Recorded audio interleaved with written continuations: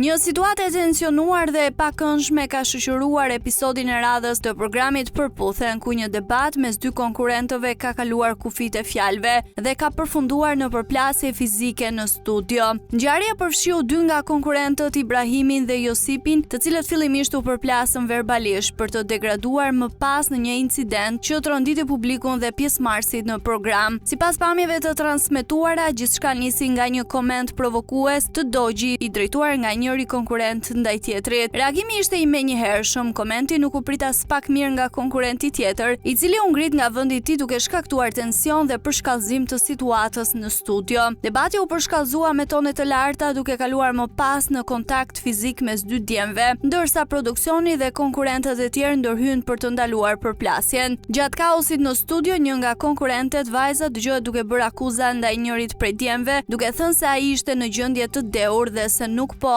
aktronte për kamerat.